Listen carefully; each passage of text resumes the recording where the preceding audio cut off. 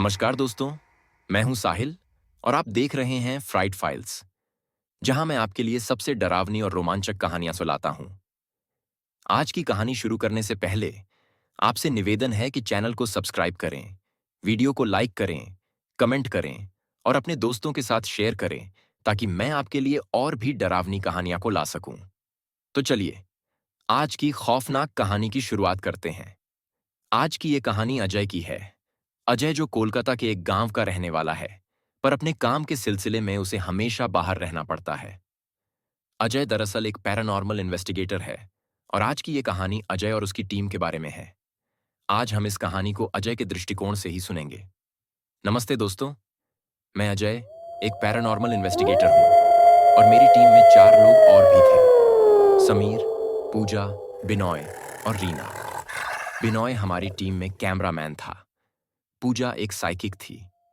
मैं आपको बताना चाहूंगा कि साइकिक वह व्यक्ति होता है जो मानसिक शक्तियों से भविष्यवाणी करने, विचारों को समझने और अदृश्य चीजों को महसूस करने में सक्षम होता है। समीर और रीना इन्वेस्टिगेटिंग एक्सपर्ट्स थे और मैं इस टीम का हेड इन्वेस्टिगेटर था। हम सभी लोगों को पैरानॉर्मल चीजों में और उन पर रिसर्च करने का इंटरेस्ट हमेशा से था। हमारी टीम में सबका अपना अपना रोल था। समीर अलग अलग पैरानॉर्मल लोकेशन की खोज करता था और अगर किसी जगह उसे लगता कि यहाँ सच में कुछ है, तो वह अपनी टीम के साथ उस जगह पर इन्वेस्टिगेशन करने की तैयारी करता था। कुछ दिन पहले समीर को एक ईमेल आया था, जो कि असम से आया था, जिसमें भेजने वाले ने अपना नाम तो नहीं लिखा था, पर उसने एक ऐसी जगह के बारे में बताया था जो कि रिहायशी इलाके से काफी दूर थी। और ईमेल में बताया गया था कि जो इंसान वहां गया, वो वापस सही सलामत कभी नहीं लौटा। दरअसल यह जगह असम के एक पहाड़ी इलाके में है और ऐसा कहा जाता है कि इस जगह आज दूर दूर तक जंगल और वीराना है। और जंगल में ही कहीं एक खंडहर सा वीरान गांव है, जो एक समय में एक आदिवासी जनजातियों का निवास था। पर पिछले करीब 80 सालों से इस जगह न कोई गया, न जाने की हिम्मत करता है।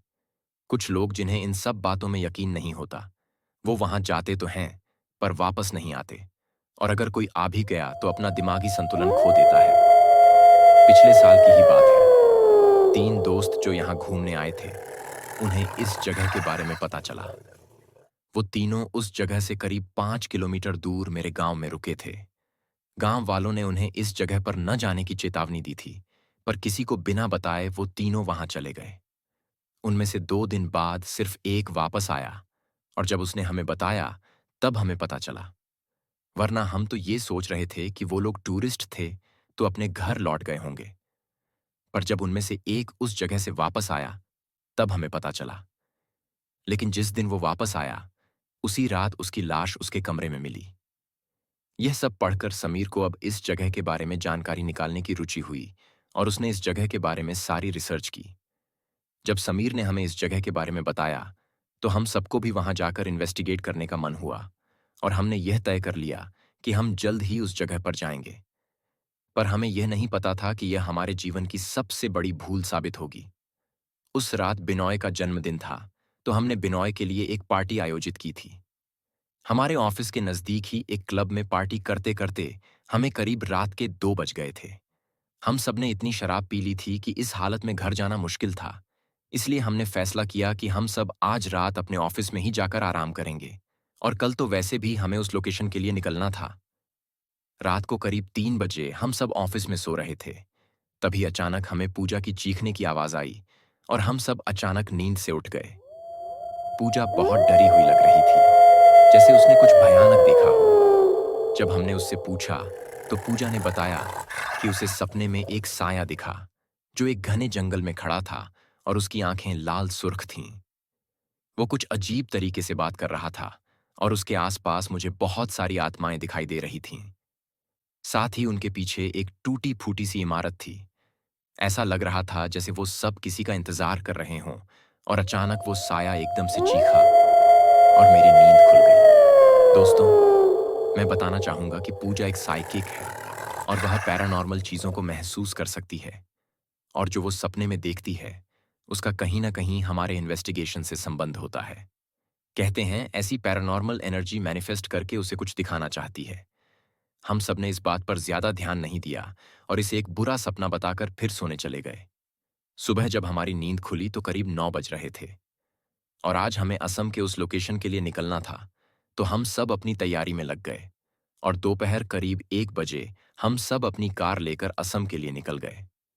काफी लंबी ड्राइव थी और हमें उस लोकेशन वाले गांव पहुंचते पहुंचते सुबह के 7 बज गए थे।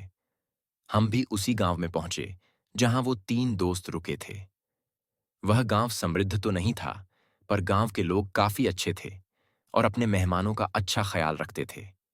हम उस गांव के सरपंच के घर रुके थे। सुबह चाय नाश्ता करके हमने सरपंच जी से गांव घूमने के लिए अनुमति मांगी और हम निकल पड़े। दरअसल हमें गांव घूमने में कोई रुचि नहीं थी। हमें तो उस जगह के बारे में जानकारी हासिल करनी थी। हम गांव में कई लोगों से मिले, पर किसी ने भी हमें उस जगह के बारे में जानकारी नहीं दी। बल्कि ऐसा लग रहा था जैसे वैसी कोई जगह इस दुनिया में है ही नहीं और शायद किसी ने हमारे साथ मजाक किया था। तभी एक करीब 24 साल का लड़का हमारे पास आया और उसने हमें उसके पीछे आने का इशारा किया। हम सब भी उसके पीछे पीछे चलने लगे। वह हमें वहां से दूर एक नदी के पास ले गया और किनारे पर रुककर वह हमारी तरफ पलटा। उसके चेहरे पर एक मुस्कान थी। उसने अपने दोनों हाथ जोड़कर हमें नमस्ते करते हुए कहा, मैं विजय, इसी गांव में रहता हूं और आप लोगों की बहुत सी वीडियोस मैंने देखी हैं। दरअसल मैंने ही आपको वह ईमेल भेजा था। मैं सुबह से आप लोगों से मिलना चाहता था, पर आप लोग गांव के लोगों से उस जगह के बारे में पूछ रहे थे तो मुझे मौका नहीं मिला। दरअसल इस गांव में आपको कोई भी उस जगह की जानकारी नहीं देगा, क्योंकि गांव के बड़ों ने फैसला किया है कि उस जगह के बारे में कभी किसी को नहीं बताएंगे, न ही उसका कभी कोई जिक्र करेंगे। वो जगह शापित है और गांव वाले नहीं चाहते कि कोई भी इंसान वहां जाए। तभी मैंने विजय से पूछा, तुम भी तो इसी गांव के हो, तो तुम क्यों हमें ये सब बताना चाहते हो? विजय ने बताया, दरअसल कुछ साल पहले मेरे भैया और उनके कुछ दोस्त उसी जगह गए थे, पर आज तक न वो वापस आए और न उनके बारे में कुछ पता चला। और मैं उस जगह का रहस्य जानना चाहता हूं, इसलिए मैंने आप लोगों को यहां बुलाया। पर उस जगह की जानकारी देने से पहले मेरी एक शर्त है। तभी समीर ने पूछा, कैसी शर्त? विजय ने कहा, इस इन्वेस्टिगेशन के दौरान मैं भी आप लोगों के साथ चलूंगा, क्योंकि मुझे खुद उस जगह का रहस्य जानना है।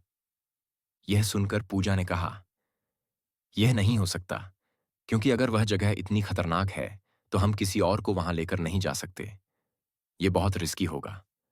तभी मैं सोच रहा था कि विजय को वहां लेकर जाना एक अच्छा सुझाव है, क्योंकि वहां जाने का रास्ता विजय जानता है और इससे हमारी भी मदद हो जाएगी। मैंने पूजा और बाकी टीम को समझाया कि हमें विजय को वहां लेकर जाना चाहिए। टीम के कुछ लोग इस बात से सहमत नहीं थे, पर आखिरकार सब मान गए। हमने विजय से वहां की सारी जानकारी ली और उसी दिन दोपहर 2 बजे हम सब विजय के साथ उस जगह जाने के लिए तैयार हो गए। जाने से पहले हमने अपने सारे उपकरणों की सही से टेस्टिंग कर ली। अतिरिक्त बैटरियां और जरूरी सामान भी साथ रख लिया था।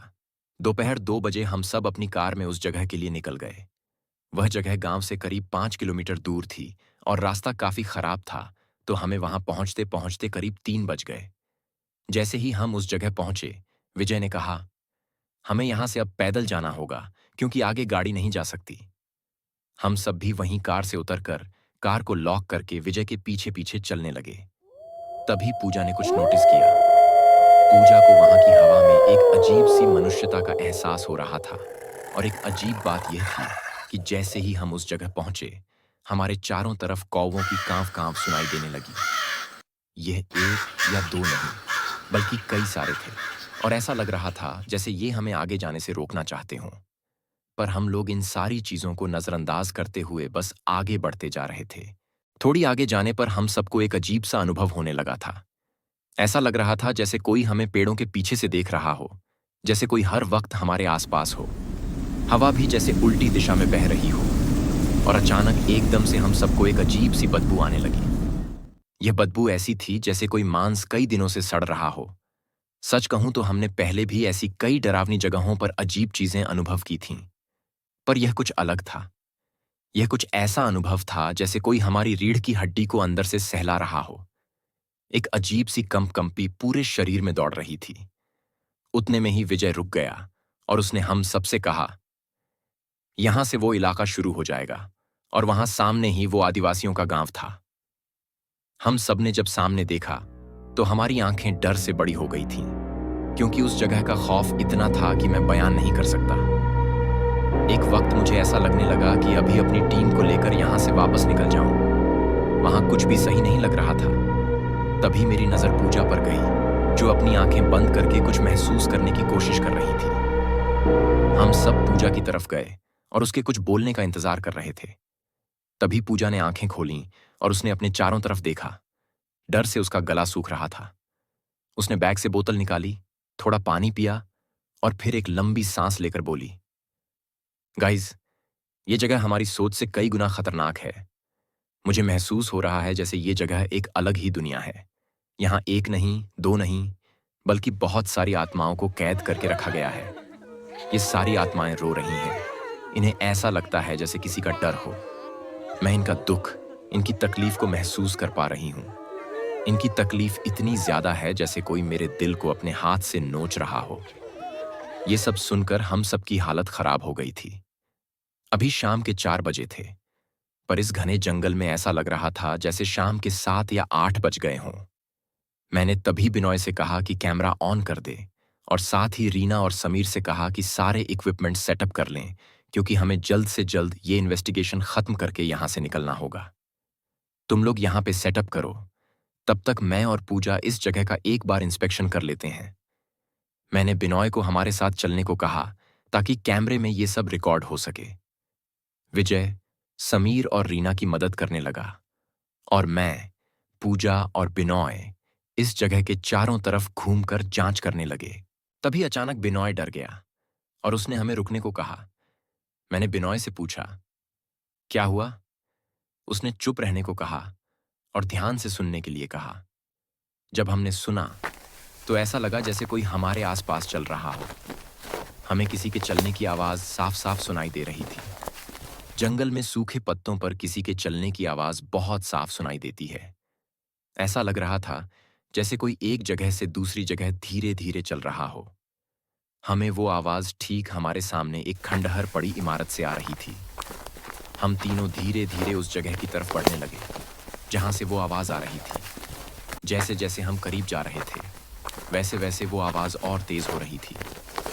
हम तीनों ही आगे बढ़ने से हिचकिचा रहे थे, लेकिन धीरे धीरे हम उस जगह के पास पहुंचे, और जैसे ही हम अंदर गए, अचानक सब कुछ शांत हो गया। अब वहां न कोई आवाज थी, न हमें वहां कोई दिखा। सबसे अजीब बात यह थी कि वहां से बाहर जाने का कोई और रास्ता भी नहीं था। तो अगर कोई अंदर था तो वो कहाँ गया? तभी अचानक हम तीनों को एक साथ एक बहुत ही अजीब और डरावनी आवाज सुनाई दी, और ये आवाज ठीक हमारे सामने वाले कमरे से आई थी, जिसने साफ साफ हमें कहा था, मरोगे। ये आवाज सुनकर तो हमारी हालत और भी खराब हो गई। हम तुरंत उस कमरे से बाहर आ गए। हमें अब बहुत ज्यादा डर लग रहा था। हम तीनों फिर से समीर और रीना के पास पहुंचे तो देखा समीर और रीना ने सारी तैयारी कर रखी थी, और विजय भी वहीं था। तभी हमने उन्हें हमारे साथ घटी सारी बातें बताईं। ये सुनकर उनकी भी हालत डर से खराब हो गई। हमने रिकॉर्डिंग सेट पर रीना और विजय को रुकने को कहा, और बाकी हम 4 लोग फिर से अंदर की तरफ जाने की तैयारी करने लगे। रीना रिकॉर्डिंग सेट पर रहकर वॉकी से हमें इंस्ट्रक्शंस देती रहेगी, और अगर कैमरे पर उसे कुछ अजीब दिखाई दे या सुनाई दे तो हमें वॉकी से बताती रहेगी। हम चारों भी अपने इक्विपमेंट्स और टॉर्च लेकर अंदर की तरफ बढ़ गए थे। मेरे पास ईएमएफ यानी वो उपकरण था जो इलेक्ट्रोमैग्नेटिक फील्ड को डिटेक्ट करके हमें सिग्नल देता है, जिससे पता चलता है कि हमारे आसपास कोई एनर्जी है। समीर के पास थर्मल कैमरा था, जिससे तापमान में होने वाले बदलावों का पता लगाया जा सकता था।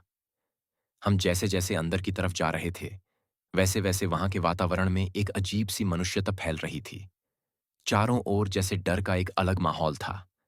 हमें समझ नहीं आ रहा था कि आगे जाना है या जांच को यहीं रोक देना है। तभी अचानक से समीर ने थर्मल कैमरे में कुछ देखा, और मेरे हाथ में जो ईएमएफ था वह जोर जोर से सिग्नल देने लगा, जैसे कोई धमाका होने वाला हो। समीर के थर्मल कैमरे पर कोई सामने खड़ा था। यह साफ साफ दिखाई दे रहा था। अचानक से हमारे सामने से एक साया गुजरा। यह साया बहुत लंबा था, और वह अचानक से हमारी आंखों के सामने से निकल गया। ईएमएफ भी इतना जोर से सिग्नल दे रहा था कि मुझे आखिरकार उसे बंद करना पड़ा। यह सब हो ही रहा था कि तभी अचानक वॉकी पर रीना की चीखने की आवाज आई। यह सुनकर हम सब तुरंत रीना की ओर दौड़े। वहां जाकर देखा तो वहां रीना थी ही नहीं और न ही विजय। हम दोनों को इधर उधर ढूंढने लगे। रीना और विजय का कोई पता नहीं था। धीरे धीरे रात बढ़ती जा रही थी और अब करीब 8 बज गए थे। तभी हमें दूर जंगल से रीना की चीखने की आवाज सुनाई दी। हम सब उस आवाज की दिशा में भागे। रीना की चीख बहुत ही ज्यादा खतरनाक थी। हम तेजी से रीना की तरफ गए, लेकिन जब वहां पहुंचे तो रीना की चीख अब बंद हो चुकी थी। हमने देखा कि रीना एक बड़े पेड़ के नीचे बैठी थी। उसकी पीठ हमारी तरफ थी और वह उस पेड़ के ऊपर देख रही थी। तभी पूजा ने रीना को आवाज दी, पर रीना का कोई जवाब नहीं आया। वह तो एकटक सिर्फ उस पेड़ के ऊपर देख रही थी। तब मैं और समीर धीरे धीरे डरते हुए रीना के पास जाने लगे। जब मैंने रीना के कंधे पर हाथ रखा, तब रीना ने अपनी मुंडी घुमाई और उसका चेहरा देखते ही मैं और समीर दोनों डर के मारे पीछे गिर गए। रीना की आंखें पूरी तरह सफेद हो चुकी थीं। वह अब रीना नहीं थी। रीना हमारी तरफ मुंडी करके हमें एक बहुत ही खतरनाक हंसी दे रही थी। उसकी वह हंसी देखकर हमारे पसीने छूट गए थे। हमें समझ आ गया कि रीना किसी और के बस में है। तभी रीना अचानक से उठी और हमारे आंखों के सामने हंसते हंसते उसी पेड़ पर किसी चिपकली की तरह चढ़ने लगी। यह देखकर तो मेरे हाथों पर ठंडे पसीने आ गए। मुझे कुछ समझ नहीं आ रहा था। तभी पूजा और बिनॉय ने मुझे और समीर को उठाया और हम सब सिर्फ एक दूसरे का चेहरा देखते रह गए, क्योंकि इस स्थिति से निकलना कैसे है यह हमें नहीं पता था। तभी हमने देखा कि रीना उसी पेड़ की सबसे ऊंची डाली पर बैठकर जोर जोर से हंस रही थी। उसके दोनों पैर हिल रहे थे और वह अपने नाखूनों से पेड़ की छाल को कुरेद रही थी। यह देखकर तो हम सबके शरीर में जैसे किसी ने 440 वोल्ट का करंट दे दिया हो। तभी बिनॉय को ध्यान आया कि विजय का कोई पता नहीं चला। हम सब यह देखकर तुरंत यहां से भागना चाहते थे, पर रीना और विजय को इस हालत में छोड़कर जा भी नहीं सकते थे। तभी मैंने अपना फोन निकाला ताकि मैं नजदीकी किसी पुलिस स्टेशन को कॉल कर सकूं, लेकिन जब मोबाइल देखा तो उसमें कोई नेटवर्क नहीं था। तभी ऊपर से रीना हंसते हुए मुझे आवाज दी, अजय क्या हुआ, डर लग रहा है, पुलिस को कॉल करना है। और फिर वह जोर जोर से हंसने लगी। उसने आगे कहा, क्या हुआ, मुझे भी यहां छोड़कर भागने की सोच रहे हो, जैसे 3 साल पहले अपने घर वालों को छोड़कर भागे थे। तुमने सबको यही बताया है ना कि तुम काम के सिलसिले में घर से दूर रहते हो, पर तुमने ये नहीं बताया कि तुमने अपने माँ बाप और भाई को मुसीबत के वक्त छोड़कर भाग गए थे। इतना बोलकर वह फिर से जोर जोर से हंसने लगी। यह सुनकर मैं एकदम खामोश हो गया, क्योंकि यह बात तो मैंने आज तक किसी को नहीं बताई थी और रीना से मिले हुए मुझे अभी सिर्फ 1 साल हुआ था। तो यह बात रीना को कैसे पता चली? तभी पूजा ने कहा, यह जो भी है, रीना के अंदर वो हमारे साथ खेल रही है, उस पर ध्यान मत दो। तभी अचानक हमारे पीछे से किसी की चलने की आवाज आने लगी। हम सबने जब पीछे देखा तो वहां कोई नहीं था। हमें लगा कि कहीं विजय होगा, लेकिन वहां कोई नहीं था। और तभी जब हमने फिर से रीना की तरफ देखा तो अब रीना वहां नहीं थी। रीना गायब हो चुकी थी। तभी अचानक किसी ने समीर को हवा में उठा लिया। समीर जोर जोर से चिल्लाने लगा। हम भी समीर के पैर पकड़कर उसे नीचे खींचने लगे, लेकिन वह अदृश्य शक्ति ने समीर को हवा में उठाकर रखा था और हमारे देखते देखते वह समीर को खींचकर हमसे कहीं दूर ले गई। हम समीर के पीछे बस भाग रहे थे, पर कुछ कर नहीं पा रहे थे। और तभी समीर अचानक उन झाड़ियों में कहीं घूम गया। हमें समझ नहीं आ रहा था कि यह सब क्या हो रहा है। पहले रीना, फिर विजय और अब समीर। यह देखकर बिनॉय तो रोने लगा और रोते रोते कहने लगा कि कोई नहीं बचेगा, जो भी है वह हम सबको मारेगा, मारेगा वह हम सबको। मैंने बिनॉय को शांत किया और तभी अचानक ऊपर से समीर की लाश बिल्कुल हमारे सामने आकर गिरी। ये देखकर हमारा तो खून जम सा गया। हमें अब यकीन हो गया था कि हम यहां से बच के नहीं निकल सकते। समीर की बॉडी पूरी तरह से किसी ने चीर कर रखी थी। ठीक उसी वक्त हमें रीना की हंसी सुनाई दी। रीना वहीं थोड़ी दूरी पर खड़ी थी और जोर जोर से हंसने लगी। रीना ने अपने दोनों हाथ जमीन पर रखे और अपने शरीर को पूरी तरह से मोड़ दिया, जैसे कोई किसी गुड़िया को मोड़ता है। और वो उसी तरह अपने 2 हाथ और 2 पैरों पे चल के वहां से तेजी से निकल गई। जैसे कोई जानवर हो। यह सब देखकर तो हमारी हालत और ज्यादा बिगड़ गई।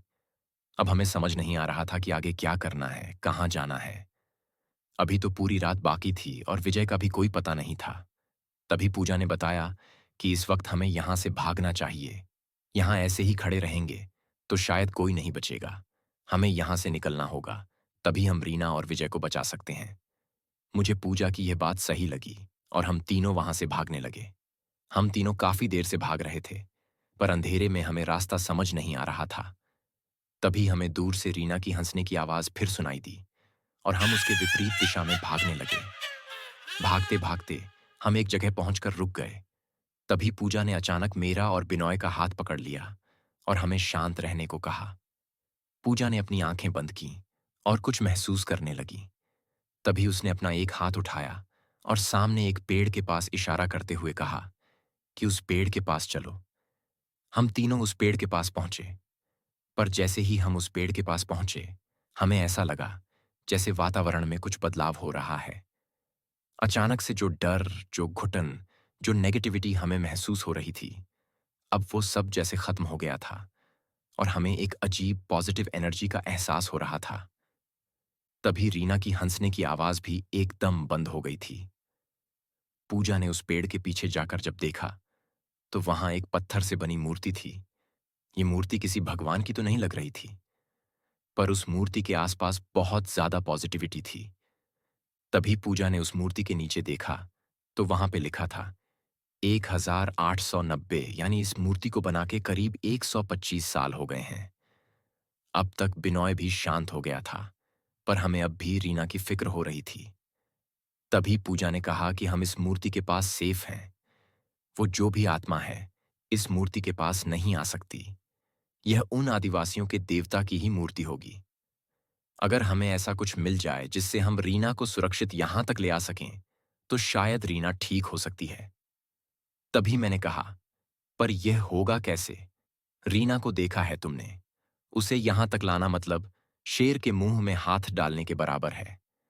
तभी पूजा ने कहा कि हमें सूरज निकलने का इंतजार करना होगा, क्योंकि उस वक्त आत्मा की शक्ति कमजोर हो जाएगी। तभी हमें किसी तरह रीना को यहां पर लाना होगा। मुझे और बिनॉय को पूजा की यह बात सही लगी और हम वहीं उस पेड़ के नीचे बैठकर सूरज निकलने का इंतजार करने लगे। काफी देर बैठे रहने के बाद आखिर हमें आसमान में हल्की हल्की रोशनी दिखाई देने लगी। पूजा अपनी जगह से उठी और तुरंत ही बोली, चलो, यही सही वक्त है रीना को बचाने का। हम सब फिर उसी जगह की तरफ भागने लगे और भागते भागते ठीक अपने रिकॉर्डिंग सेट पर पहुंच गए। हमने देखा कि रीना वहां एक पत्थर पर बैठी है और किसी मरे हुए जानवर का पेट फाड़कर उसका मांस खा रही है। हमने तुरंत ही उसे पीछे से पकड़ लिया और खींचते हुए उसे मूर्ति के पास ले जाने लगे। पर यह इतना आसान नहीं था। रीना पूरी तरह बेकाबू हो चुकी थी। वो मुझे और बिनॉय को बार बार काट रही थी। उसने अपने नाखून मेरे एक हाथ में गड़ा दिए थे। पर किसी तरह हमने हार नहीं मानी और आखिरकार हम उसे उस मूर्ति के पास ले आए। जैसे ही रीना मूर्ति के पास पहुंची, हमें ऐसा लगा जैसे उसके शरीर से एक काला धुआं तेजी से निकला और दूर कहीं उसी वीराने में गुम हो गया। रीना भी बेहोश हो गई। हमने रीना को उसी हालत में उठाया और अपनी कार की तरफ आए। हमने तुरंत कार स्टार्ट की और उस गांव में पहुंचे। वहां जाकर हमने रीना का इलाज करवाया और गांव के सरपंच और गांव वालों को सारी बात बताई। तभी गांव वालों ने हम पर बहुत चिल्लाया कि तुम्हें क्या जरूरत थी वहां जाने की। हमने कहा, हमें तो वहां विजय लेकर गया था। उसी ने हमें ईमेल भेजकर इस जगह के बारे में बताया था और वो हमारे साथ ही था। पर अचानक कल रात वो गायब हो गया और उसका कोई पता नहीं चला। शायद उसी आत्मा ने उसे मार दिया होगा। गांव वाले सब अजीब नजरों से हमें देखने लगे। तभी सरपंच ने कहा, भाई, तुम किस विजय की बात कर रहे हो? यहां पे कोई विजय नहीं रहता। हम सब ये सुनकर हैरान रह गए। तभी गांव का ही एक लड़का कहीं दौड़ते हुए गया और वापस आते ही एक तस्वीर लेकर आया। उसने हमें वो तस्वीर दिखाई और बोला, कहीं आप इसकी बात तो नहीं कर रहे? हमने भी वो तस्वीर देखी और कहा, हाँ, यही तो था वो विजय, और आप लोग कह रहे हो कि इस गांव में कोई विजय नहीं रहता। तभी सारा गांव एकदम चुप हो गया और डर से एक दूसरे को देखने लगा। पूजा ने पूछा। क्या हुआ? आप सब ऐसे क्यों बर्ताव कर रहे हो? तभी सरपंच ने कहा, असल में विजय को मरे आज 3 साल हो गए हैं। उसे भी उस जगह पर जाने का भूत सवार था। हमने उसे कई बार रोका, पर एक दिन अचानक वो अपने किसी बाहर के दोस्तों के साथ चला गया और फिर कभी नहीं लौटा। यह सुनकर हमारी हालत और खराब हो गई। हमारे दिमाग ने काम करना बंद कर दिया था कि इतने समय से जो हमारे साथ था, वो आखिर एक इंसान नहीं, बल्कि आत्मा थी। पर सवाल तो ये उठता है कि विजय ने हमें ही क्यों चुना और वो आखिर हमसे क्या चाहता था। तभी मुझे समझ आया कि शायद वो दुनिया को हमारे जरिए उस मनहूस जगह के बारे में चेतावनी दे रहा था। शायद। तो दोस्तों, ये थी मेरी कहानी। आज मैं रीना, पूजा और बिनॉय के साथ हूं, पर हमारा एक अच्छा दोस्त समीर उस हादसे में नहीं रहा। शायद हमें उसी वक्त रुक जाना चाहिए था जब पूजा को पहली बार वो सपना आया था।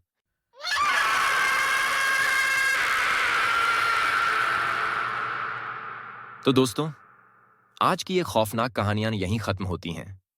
मुझे उम्मीद है कि आप सभी ने इन कहानियों का आनंद लिया होगा और आपके दिलों की धड़कनें तेज हो गई होंगी। अगर आपको ये कहानियां पसंद आईं, तो कृपया वीडियो को लाइक करें, शेयर करें और अपने विचारों को कमेंट्स में ज़रूर बताएं। और हाँ, चैनल को सब्सक्राइब करना मत भूलिएगा, ताकि मैं आपके लिए और भी डरावनी और रोमांचक कहानियां ला सकूं। आपका सपोर्ट मुझे प्रेरित करेगा कि मैं आपको और भी बेहतरीन हॉरर कंटेंट देता रहूं। मिलते हैं अगली कहानी में, तब तक के लिए सावधान रहें।